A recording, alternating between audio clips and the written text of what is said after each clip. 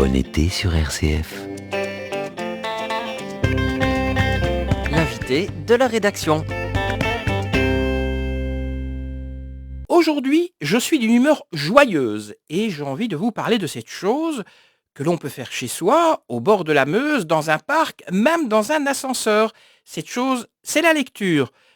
Dites, j'ose croire que vous ne pensiez pas autre chose quand même. On est sur RCF. J'ai envie de vous parler du dernier roman de Sandra Di Silvio qui s'appelle Le paradoxe de l'Homo potens. J'ai téléphoné donc à Sandra Di Silvio et la première question que je lui ai posée, c'est qu'elle se présente un petit peu à nous. Donc mon nom c'est Sandra Di Silvio et pour le moment donc j'exerce ce métier de déléguée hospitalière depuis à peu près une dizaine d'années. Mais avant cela j'ai beaucoup voyagé, j'ai notamment passé un an aux États-Unis. J'ai également travaillé dans un grand parc d'attractions et donc tout cela m'a beaucoup fait observer un peu le monde et les gens autour de moi et cela m'a beaucoup inspirée pour écrire. Et donc depuis peu je suis une jeune auteure qui publie son deuxième roman et donc qui publie Le paradoxe de l'Homo potens. Est-ce que l'année que vous avez passée aux États-Unis vous a vraiment influencé dans ce que vous écrivez dans vos romans ? Énormément. Je pense que je suis partie là-bas avec une idée de l'Amérique, un peu le rêve américain, et j'en suis revenue complètement chamboulée, différente, et j'ai une vision totalement différente sur le monde depuis que j'ai été aux États-Unis.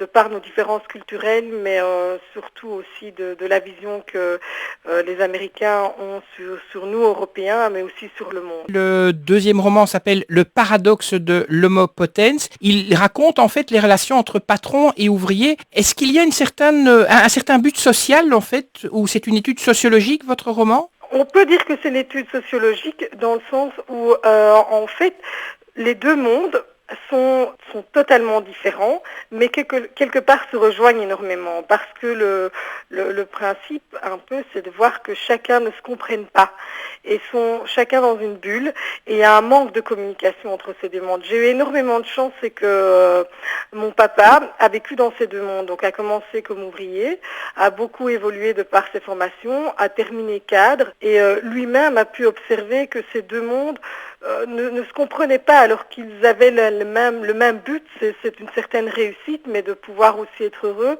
mais ne se comprenaient pas. Donc je voulais mettre un peu en évidence ces deux mondes différents et peut-être de pouvoir un peu en parler avec les lecteurs et pouvoir justement communiquer, parce que ça, c'est un manque de communication. Là aussi, donc, on parle des relations entre le patron et l'ouvrier.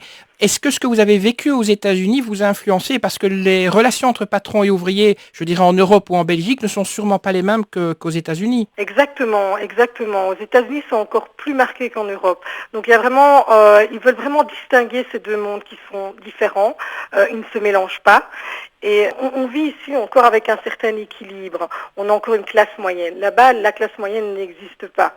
On est soit très très riche, très connu, ou on est très pauvre et on est ouvrier. C'est malheureusement comme ça que les Américains sont et donc sont. Je ne vais pas non plus mettre tout le monde dans le même panier, mais c'est un peu l'observation que j'ai pu avoir.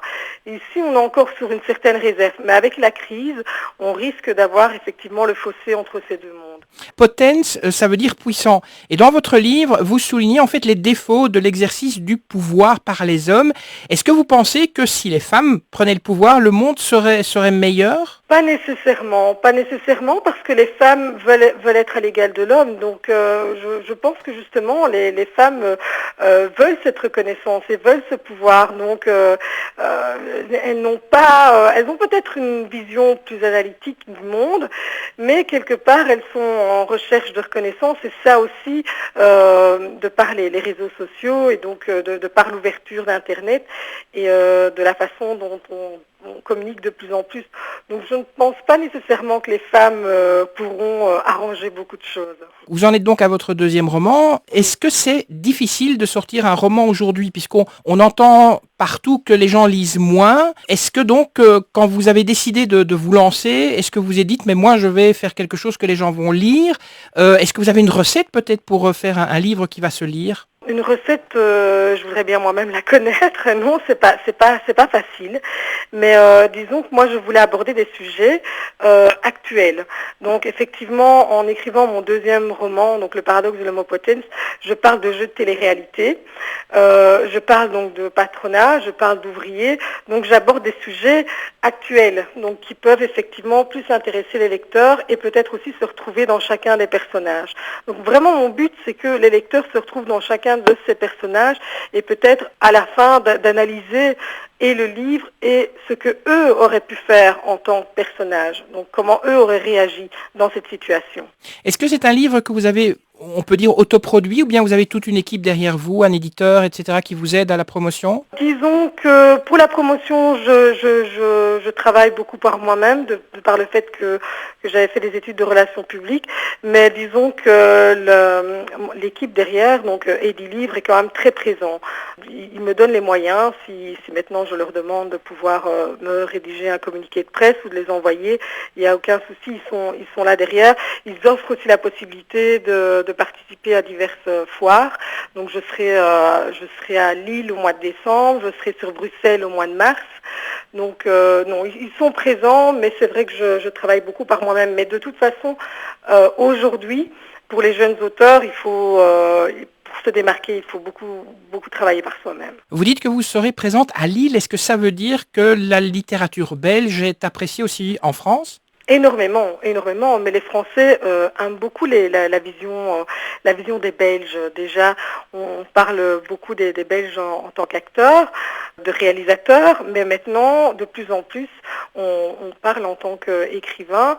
Bon, on a le bel exemple avec Amélie Nothomb, mais de plus en plus, on s'ouvre vers les Belges. Et est-ce que vous nous préparez un troisième livre? Tout à fait, tout à fait. Je suis en pleine écriture de mon troisième livre. Et on peut peut-être savoir un peu de quoi il s'agira ou bien vous allez tenir ça secret jusqu'au moment où vous enverrez le communiqué de presse?